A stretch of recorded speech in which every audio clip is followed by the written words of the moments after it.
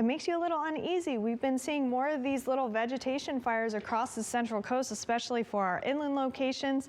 And inland, yes, we've been seeing 80s, 90s, triple digits, very dry conditions. A little different story around the coast. We've been seeing the influence of our marine layer and those low clouds moving in each night, kind of lingering throughout the afternoon, and some foggy conditions that helps to keep things a little bit damp around the coast. But we are going to continue to see these low clouds and foggy conditions through the majority of the morning. We will eventually start to see some clearing inland around that 9-10 a.m. hour, and eventually around noon we will see more sunshine around the coast as well. But first, we are seeing the bigger picture here, this ridge of high pressure. That high pressure's been hanging out over the southwest, giving us those very toasty temperatures for Arizona, Nevada. We've been giving you those stories over the last several days. It's not going to budge. That's where it's really going to remain over the next several days.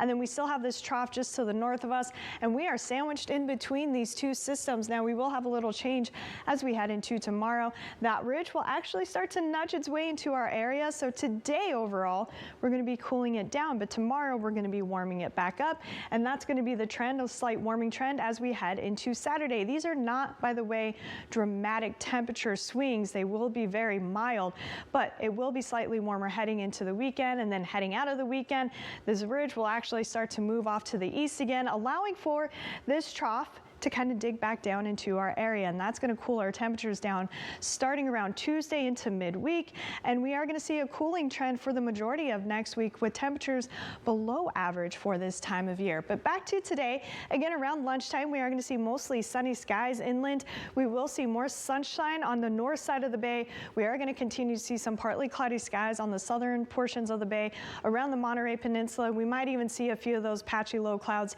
in the Salinas-Prudendale area as well this afternoon. They will become thicker as we head into the evening hours for the southern and eastern portion of the bay before filling back into the majority of the coast overnight. We will see those low clouds moving into those valley locations overnight as well. Tomorrow morning, we are going to be waking up to gray skies for many locations and some patchy fog yet again tomorrow morning. Temperatures today, again, we are cooling it down across the board. We are going to see those low 70s from Capitola into Santa Cruz, upper 70s in Felton.